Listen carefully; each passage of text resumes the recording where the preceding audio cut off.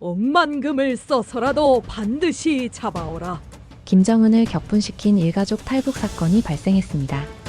북한은 보통 고위 간부가 탈북하는 경우 그 사실을 숨기기 급급하지만 이번엔 달랐습니다. 이례적으로 주변 국가의 협조까지 요청하며 사력을 다해 추적에 나선 상황입니다. 그 이유는 이들이 도망치기 위해 특별한 방법을 사용했기 때문인데요. 도대체 어떤 인물이기에 북한이 이토록 격렬한 반응을 보이는 걸까요?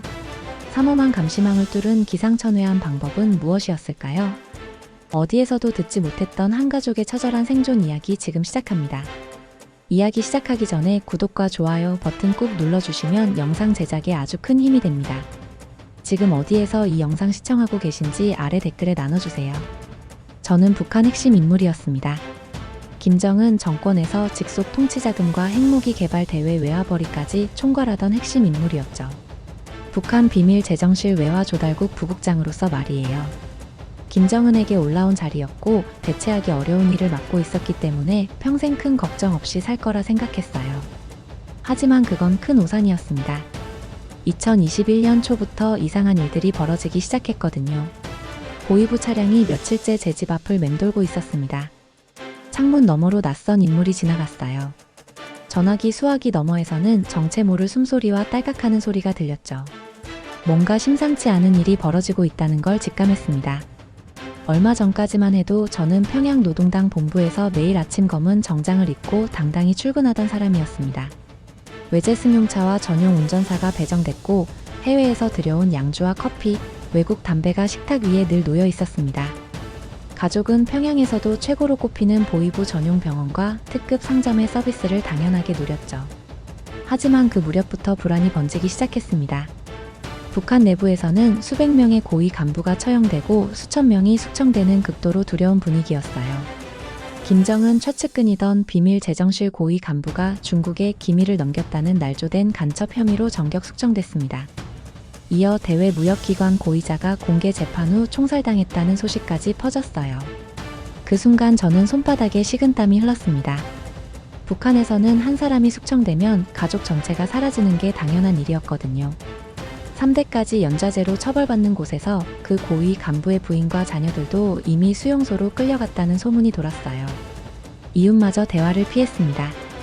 아파트 복도에서 마주쳐도 고개만 끄덕일 뿐이었죠. 누구와 어떤 대화를 나눴는지도 보이부 조사 대상이 되는 상황에서 서로 엮이지 않으려는 본능적인 자기 보호였어요. 그 해에만 수백 명의 간부와 가족들이 이유도 모른 채 끌려가거나 공개 처형당했어요. 어떤 이는 무역 실적 조작 혐의로 또 어떤 이는 외국 서적을 읽었다는 이유로 사라졌습니다. 저는 알았어요. 저희 가족도 그 표적 위에 있다는 것을. 모함 한 줄이면 다른 간부들처럼 하루아침에 역사 속에서 지워질 수 있다는 사실을 말이죠. 그 압박은 총구보다 느리지만 더 깊게 가족의 숨통을 조였습니다. 매일 밤 잠자리에 들 때마다 저는 생각했어요. 언제 보이부 요원들이 문을 두드릴까? 언제 제 이름이 숙청 명단에 오를까? 아내의 떨리는 숨소리를 들으며 저는 가슴이 답답해지는 걸 느꼈습니다. 어느 날 밤 창밖을 내다보니 검은 승용차 한 대가 길 건너편에 있었어요. 차 안에서 담배 불빛이 깜빡였습니다. 저는 커튼을 살짝 당기며 숨을 죽였죠. 다음 날도 그 다음 날도 그 차는 같은 자리에 있었어요. 제가 평생 충성해온 체제가 이제는 저를 집어삼키려 하고 있었습니다. 권력의 핵심에서 느끼는 공포는 상상 이상이었어요. 언제든 사라질 수 있다는 두려움이 저를 짓눌렀습니다. 핵무기 자금을 관리하던 제가 이런 상황에 처할 줄 누가 알았겠어요? 하지만 저는 이대로 당할 수만은 없었어요. 다음은 나일 수 있다. 저는 이 순간 생존을 위한 결단을 내렸습니다. 가족을 지키기 위해서라면 무엇이든 해야겠다고 말이죠. 평생 믿어온 체제를 등지는 한이 있더라도요. 그런 결단을 내렸지만 막상 가족들 앞에서는 평소와 다름없이 행동해야 했습니다. 제 가족은 아내와 23살 아들 준혁, 20살 딸 서연이었어요. 준혁이는 군복무 중 장교 후보생이었고 서연이는 평양 외국어대 2학년이었습니다. 겉보기엔 평온한 간부 아파트였지만 창백한 하늘조차 무겁게 내려앉은 듯 막혔어요. 제가 평소보다 말수가 줄어든 걸 눈치챘는지 자꾸 걱정스러운 눈빛으로 저를 바라봤습니다. 저는 최대한 태연한 척하며 저녁 식사를 했지만 숟가락을 들 때마다 손이 미세하게 떨리는 걸 느꼈어요. 며칠 후 평소처럼 출근길에 오르던 중이었어요. 핵심 부서 인사 자료를 관리하는 참모진이 제게 조용히 다가왔습니다. 그분은 주변을 살피더니 입술을 거의 움직이지 않고 속삭였어요. 리 동무 조심하세요. 명단에. 더 이상 말하지 않았지만 저는 알 수 있었습니다. 제 이름이 숙청 명단에 올랐다는 뜻이었어요. 그 순간 다리에 힘이 빠져 비틀거릴 뻔했습니다. 머리가 하얘지면서 귀에서 윙윙거리는 소리가 났어요. 심장이 가슴 밖으로 튀어나올 것처럼 요동쳤습니다. 설마 했던 일이 현실이 된 거였어요. 그날 밤 저는 가족 모두를 포함한 탈출 계획을 세우기 시작했습니다. 두렵기도 했지만 가족을 지키기 위한 유일한 방법이었어요. 탈북이 적발되면 남은 가족은 모든 재산을 몰수당하고 오지로 추방당하는 등 극심한 보복이 따르거든요. 탈북 자체가 매우 위험하지만 살아남기 위한 마지막 선택지였습니다. 압록강 일대를 머릿속으로 들어갔어요. 최신 감시 장비와 순찰 병력으로 촘촘히 막혀 있었습니다. 밤마다 강의를 스치는 탐조등이 사냥꾼의 눈처럼 번뜩였죠. 평상시라면 절대 시도하지 않았을 일이었어요. 며칠간 고민을 거듭하던 중 우연한 기회가 찾아왔습니다. 외화벌이 조직을 통해 알게 된 조선족 무역상과 비밀리에 만나게 됐어요. 그는 제 절망적인 표정을 보더니 주변을 경계하며 낮은 목소리로 물었습니다. 리부 국장님 표정이 많이 안 좋으시네요. 혹시 무슨 문제라도? 저는 망설이다가 결국 상황을 털어놓았어요. 그러자 그가 충격적인 이야기를 꺼냈습니다. 수면제를 음식에 섞어서 경계병에게 건네면 3시간 정도 깊게 잠들어요. 그 틈을 노리는 거죠. 처음엔 믿기지 않았습니다. 그런 허술한 방법이 통할 리 없다고 생각했거든요. 하지만 선택의 여지가 없었어요. 저는 손바닥에 땀이 나는 걸 느꼈습니다. 실패하면 가족 모두가 끝장이었어요. 가족들에게 탈북 계획을 말해야 할 순간이 다가왔습니다. 아내와 아이들을 거실에 불러앉혔어요. 제 목소리가 떨리는 걸 숨기려고 노력했지만 쉽지 않았습니다. 우리 가족이 큰 결단을 내려야 할 때가 왔어. 짧은 한마디였지만 가족들의 얼굴이 순식간에 굳어졌어요. 아내의 눈에서 눈물이 고였습니다. 준혁이는 주먹을 꽉 쥐었고 서연이는 입술을 깨물며 떨고 있었어요. 다들 어느 정도 짐작하고 있었겠지요. 제가 숙청 명단에 올랐다는 사실을 털어놓자 아내가 작은 비명을 삼켰어요. 그리고 떨리는 목소리로 물었습니다. 그럼 우리는 어떻게 해야 하죠? 그 순간 저는 가족의 결속력을 다시 한번 느꼈습니다. 두려워하면서도 함께 헤쳐나가려는 의지를 보여준 거였어요. 가족들의 동의를 얻은 후 저는 실행에 옮기기 시작했습니다. 가장 먼저 해야 할 일은 수면제를 구하는 것이었어요. 외화벌이 조직이 평소 물품을 들여오던 비밀 경로를 통해 조선족 무역상에게서 중국산 수면제를 몰래 구해왔습니다. 표면상으론 고급 주류와 의약품 거래로 꾸며서 의심을 피했어요. 혹시 누군가 보고 있는 건 아닐까? 이 거래가 들통나는 건 아닐까 하는 생각에 등에서 식은땀이 줄줄 흘렀거든요. 수면제를 받아든 순간 작은 약병이 이렇게 무겁게 느껴질 줄 몰랐어요. 이 작은 것이 우리 가족의 운명을 좌우할 거라고 생각하니 손이 덜덜 떨렸습니다. 집에 돌아와서 아내에게 수면제를 보여줬을 때 아내의 얼굴이 하얗게 질렸어요. 이걸 쓰다 들키면 끝장날 거예요. 아내가 떨리는 목소리로 말했습니다. 하지만 저는 단호했어요. 이 방법밖에는 없어. 그냥 손 놓고 죽기만 기다릴 순 없지 않소. 그 후 몇 주 동안 저는 압록강병 경계병들과 조심스럽게 친분을 쌓기 시작했습니다. 저녁 시간에 산책을 나간다는 핑계로 강변을 자주 찾았어요. 비밀 재정실 부국장이라는 제 지위 덕분에 경계병들은 저를 함부로 대하지 않았고 오히려 조심스럽게 예의를 갖춰 했습니다. 어느 날은 시중에서 구한 담배 한 갑을 건네며 안부를 나눴어요. 남조선에서 들어온 물건이라는데 한번 드셔보시오. 그 말에 경계병들의 눈이 반짝였습니다. 북한에서는 남한 제품이라고 하면 호기심을 자극하거든요. 날씨가 몹시 추운 날에는 보온병에 담긴 뜨거운 차를 건네며 경계 근무의 고됨을 묵묵히 위로했어요. 고생이 많으십니다. 이런 식으로 쌓인 신뢰 속에서 저는 경계병들의 교대 시간, 순찰 경로, 장비 점검 주기까지 자연스럽게 파악해 나갔습니다. 담당 구역이 어디인지 각 경계병의 성향은 어떤지도 세세하게 관찰했어요. 술을 좋아하는 병사, 담배를 즐기는 병사, 심지어 눈이 나쁜 병사까지 모두 기록했습니다. 가족의 목숨이 걸린 문제였으니까요. 이웃집 아저씨와 안부를 묻듯 건넨 대화가 어느새 압록강을 건너기 위한 지도로 바뀌고 있었어요. 가장 중요한 건 타이밍이었습니다. 언제 수면제를 먹일 것인가? 얼마나 많은 양을 써야 하는가? 무역상은 너무 많이 주면 의심받고 너무 적게 주면 효과가 없다고 경고했거든요. 저는 집에서 몰래 연습을 해봤어요. 빵에 수면제 가루를 섞어보고 음료수에 타보기도 했습니다. 색깔이 변하지 않는지, 냄새가 나지 않는지 체크했어요.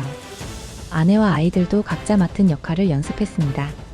드디어 실행일이 다가왔어요. 저뿐 아니라 아내와 두 자녀도 최소한의 짐만 챙겼습니다.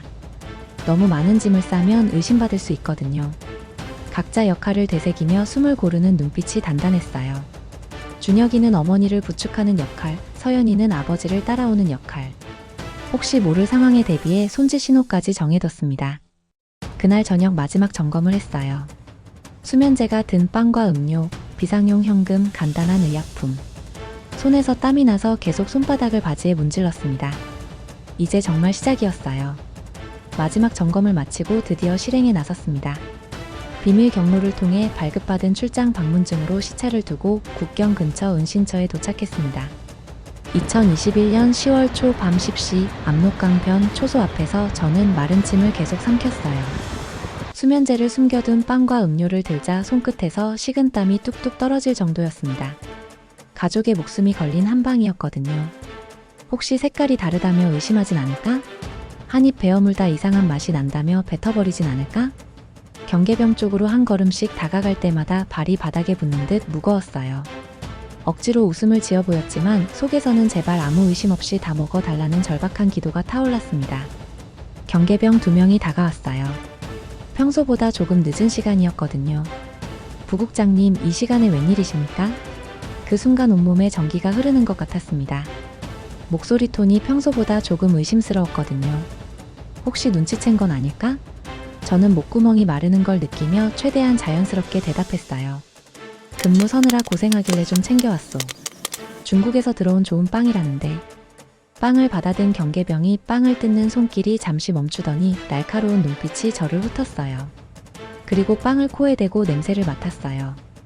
그 순간 저는 심장이 터질 것 같았습니다. 그 몇 초가 몇 시간처럼 느껴졌습니다. 땀이 목덜미를 타고 흘렀어요. 맛있는 냄새가 나네요. 경계병이 한 입 베어 물었습니다. 그 순간 저는 다리에 힘이 빠질 뻔했어요. 두 번째 경계병도 음료수 병뚜껑을 열고 꿀꺽꿀꺽 마셨습니다. 첫 번째 고비를 넘긴 거였어요. 저는 그럼 이만 들어가겠소라고 말하며 자연스럽게 뒤돌아섰습니다. 하지만 멀리 가지는 않았어요. 근처 나무 그늘에 숨어서 숨을 죽이고 기다렸습니다. 시간이 너무 느리게 흘렀어요. 15분, 20분. 드디어 한 명이 하품을 하기 시작했습니다.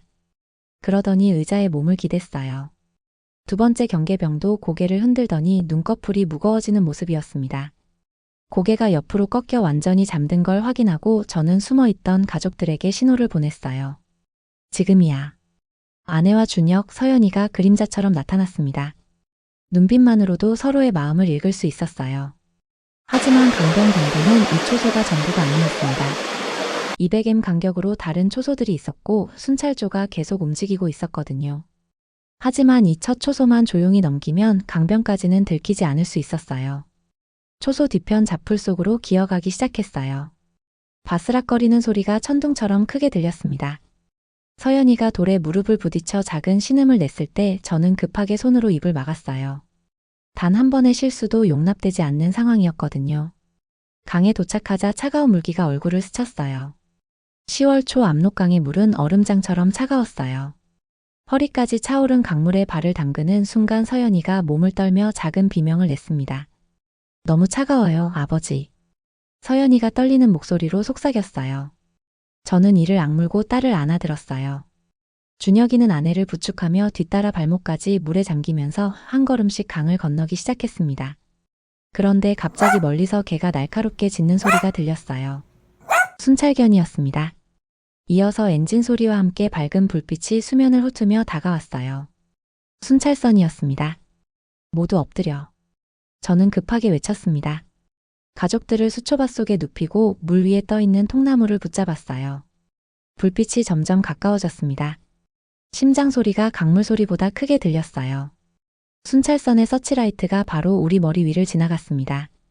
서연이가 찬물 때문에 기침을 할 뻔했지만 준혁이가 재빨리 입을 막았어요. 단 한 번이라도 물결이 크게 일면 모든 게 끝장이었습니다. 몇 분인지 몇 시간인지 모를 시간이 흘렀어요. 순찰선이 멀어지는 소리를 확인하고 나서야 한숨을 쉴 수 있었습니다. 하지만 안심할 시간은 없었어요. 빨리 건너편에 도착해야 했거든요. 차가운 강물을 헤치며 필사적으로 헤엄쳤습니다. 중간에 아내가 힘이 빠져 가라앉을 뻔했지만 준혁이와 제가 양쪽에서 붙잡았어요. 마침내 중국 쪽 강변에 도착했을 때 온 가족의 입술이 파랗게 질린 상태였습니다. 그곳에서 브로커가 기다리고 있었어요. 말없이 손짓하며 우리를 폐가로 안내했습니다. 폐가는 숨이 막힐 정도로 어둡고 습했어요. 저는 축 늘어진 몸을 벽에 기댔습니다. 다리는 감각이 없었어요. 눈을 돌려 아내와 아이들을 살폈습니다. 몸이 덜덜 떨리고 있었지만 다들 살아있다는 게 기적 같았어요. 얼마 전까지만 해도 저는 김정은의 최측근으로 핵무기와 자금을 관리하던 인물이었습니다. 그런데 지금은 젖은 쥐 모습으로 폐가 구석에 몸을 숨기고 있었어요. 왜 이렇게까지 되었는지 스스로도 믿기지 않았습니다. 하지만 후회는 없었습니다. 조국을 등질 수밖에 없는 상황이 되었지만 억울하게 죽는 것보다는 살아남아서 북한의 진실을 세상에 알리겠다고 조용히 다짐했어요. 이제 시작이다. 저는 떨리는 입술로 조용히 중얼거렸습니다. 폐가에서 몇 시간 잠을 청한 후 새벽녘 브로커가 우리를 깨웠습니다. 지체할 시간이 없었어요. 바로 강가를 떠날 시간이었어요. 이동수단은 화물트럭 증칸이었습니다. 비닐 포대와 목재 상자 사이에 웅크려 들어갔어요. 금속 벽을 타고 전해지는 엔진 진동만 느끼며 숨을 죽이고 있었습니다. 도시 외곽 검문소에서 중국 공안의 손전등이 진칸 틈으로 파고들었어요. 바로 위 상자에서 흘러내린 톱밥이 얼굴에 떨어졌어요. 발소리가 멀어질 때까지 심장도 멈춘 것 같았습니다. 은신처는 하루가 멀다 하고 바뀌었어요. 지하 여관, 공장 창고, 농가 외양간. 어느 날 브로커가 청천벽력 같은 말을 했습니다. 당신들 찾는 사람들이 많아요. 소문으로는 북에서 억만금을 써서라도 잡아와서 강하게 처벌하라는 지시가 떨어졌다고 해요. 김정은이 직접 저를 찾고 있다는 뜻이었거든요. 손끝이 떨리기 시작했어요. 중국 전체가 저희를 찾는 거대한 그물이 된 느낌이었습니다. 과연 우리 가족이 살아서 한국 땅을 밟을 수 있을까 하는 절망감이 밀려왔어요. 두 번째 구간은 강을 따라 남하하는 소형 선박이었습니다. 수면 위로 공안의 경고 방송이 낮게 떠다녔어요. 서늘한 바람에 물비린내가 뒤섞였고 준혁이는 어둠 속에서도 귀를 기울여 순찰 시간 간격을 계산했습니다. 그 다음으로는 미끄러운 산길을 걸어가야 했는데 아내의 무릎이 꺾였습니다. 저와 준혁이가 번갈아가며 업었어요. 조금만 더 가면 안전지대예요. 브로커의 말은 위로인 동시에 자기 암시였습니다. 드디어 제3국 접경에서 연락책이 바뀌었습니다. 한국 측과 연결된 조용한 손길이었어요. 그날 밤 낡은 승합차 문이 열리며 브로커가 단 한마디를 남겼습니다. 정말 고생 많으셨다. 그제야 가족들이 소리 없는 울음을 터뜨렸어요. 며칠 동안 쌓인 긴장과 두려움이 한꺼번에 쏟아져 나왔습니다. 이제 정말로 한국으로 가는 마지막 여정이 시작되는 거였어요. 그 마지막 여정 끝에 드디어 제3국에서 조용히 출발해 인천국제공항에 도착했습니다. 하지만 일반 승객들이 이용하는 입국장 동선 대신 비공개 경로로 호송됐어요. 중국 브로커는 그 지점에서 임무를 마치고 사라졌어요. 검은 정장을 입은 사람들이 빠르게 저희를 둘러쌌습니다. 그중 한 명이 제 눈과 마주치며 낮게 말했어요. 리 선생, 지금부턴 저희가 지킵니다. 그 순간 가슴이 뭉클해졌습니다. 드디어 한국 땅을 밟았다는 실감이 났거든요. 하지만 안심할 수는 없었어요. 아직 정식 절차가 남아 있었으니까요. 초기 조사와 보호 절차는 안전을 최우선으로 진행됐습니다. 저희 가족은 특별 보호 대상으로 분류되어 북송 방지와 보복 차단을 위해 동선이 철저히 통제되고 전담 보호 인력이 배치되었고 비공개 숙소에 배정되는 절차가 이어졌어요. 추가적으로 보호관과 담당 경찰관이 배정되어 정기적으로 안부와 안전을 확인했습니다. 며칠 후 가족은 하나원으로 이동해 3개월 동안 교육을 받았어요. 한국법, 금융, 의료, 안전, 직업훈련에 대한 모든 것을 배웠습니다. 아들 준혁이는 직업기술 교육 프로그램이 있다는 걸 처음 알았어요. 딸 서연이는 편입과 장학제도에 대한 설명을 들으며 눈을 반짝였습니다. 저 대학교에 다시 다닐 수 있어요? 그런데 가장 급한 건 아내의 건강이었어요. 탈북 과정에서 입은 무릎 부상과 폐렴 증세 때문에 신속히 치료 일정을 잡아야 했습니다. 의료진이 따뜻하게 말했어요. 탈북민 의료 지원 제도가 있으니 걱정 마세요. 치료실 문이 닫히는 순간 북받쳐 오르는 눈물을 겨우 참았습니다. 북한에서라면 상상도 못할 일이었거든요. 고위 간부가 아니었다면 제대로 된 치료도 받기 어려웠을 텐데. 여기서는 누구나 당연한 권리로 의료 서비스를 받을 수 있다는 게 신기했습니다. 일상은 낯설었지만 작은 친절들이 쌓여 마음을 녹였어요. 지하철에서 자리를 내어주는 학생, 가게에서 떨어뜨린 카드를 주워주는 이웃. 이런 작은 배려들이 하나둘 쌓이면서 한국 사회에 대한 인상이 바뀌기 시작했습니다. 어느 저녁 가족이 근처 작은 공원으로 산책을 나갔어요. 사람들이 모여 함께 노래에 맞춰 체조를 하고 있었고 아이들이 깔깔거리며 뛰어놀았습니다. 돗자리를 펴놓고 야식을 나눠 먹으며 웃는 모습이 이어졌어요. 그 평화롭고 자유로운 풍경을 바라보며 저는 속으로 중얼거렸습니다. 이런 세상이 있구나. 그 모습을 지켜보던 서연이가 조용히 웃으며 말했어요. 아버지, 여기선 밤에 혼자 걸어도 무섭지가 않아요. 저녁에 정취를 즐길 수 있는 곳이에요. 하지만 그 평온 속에서도 저는 자주 검은 차량과 그림자를 의식했습니다. 국정원 담당자가 조심스럽게 제안했어요. 저희가 리 선생 가족을 안전하게 지키겠습니다. 당신이 가진 정보가 그만큼 가치가 크다는 걸 잊지 마셔야 합니다. 그날 이후 저는 한국의 일상에 적응하는 한편, 보호시설과 외부 회의실을 오가며 차근차근 자료와 기억을 정리해 나갔어요. 제가 수많은 죽음의 소나기를 뿌리치고 살아남은 이유가 점점 선명해지고 있었습니다. 북한의 진실을 세상에 알리는 것. 그것이 제가 이 자유로운 땅에서 해야 할 일이라는 걸 깨달았어요.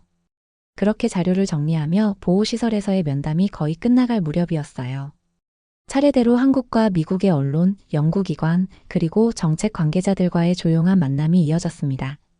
매번 회의실에 들어갈 때마다 가슴이 두근거렸습니다. 첫 번째 증언에서 저는 담당자들 앞에 앉아 이렇게 말했어요. 제가 여기까지 살아온 건 꼭 전해야 할 이야기가 있기 때문입니다. 그리고 비밀 재정실이라 불리는 조직에 대해 털어놓았습니다. 겉으로는 무역회사나 합작법인, 외교문화교류 창구를 가장하지만 실상은 핵과 미사일 등 군사개발 자금을 모으는 숨은 심장이라는 사실을 알렸어요. 해외에서 벌어들인 수익이 여러 사람의 손을 거쳐 세탁되고 마침내 군수시설과 연구소로 흘러갑니다. 통역사를 통해 전해지는 제 말을 듣던 미국 대외 관계자들의 표정이 점점 굳어지는 걸 볼 수 있었어요. 메모를 열심히 적는 손길이 바빠졌습니다. 제가 묘사한 내부 사정은 긴장감 그 자체였어요. 어떤 프로젝트가 늦어지면 상부에서 독촉이 내려오고 그 압박은 곧바로 현장 처벌로 이어졌다고 설명했습니다. 일상적인 숙청 공포 속에서 간부들은 서로를 의심했고 보고체계는 두려움으로 유지됐다고 말했어요. 매일 아침 출근할 때마다 오늘이 마지막 날일지도 모른다는 생각을 했습니다. 제 목소리가 떨렸지만 끝까지 말해야 했어요. 그들이 알아야 할 진실이었거든요. 몇 개월 후 제 증언과 자료가 국제사회의 움직임을 촉발했다는 소식을 들었습니다. 대북 제재 방식을 정교하게 다듬고 선박 추적과 우회 거래 차단을 점진적으로 강화하는 등의 실무 조치로 이어졌다고 했습니다.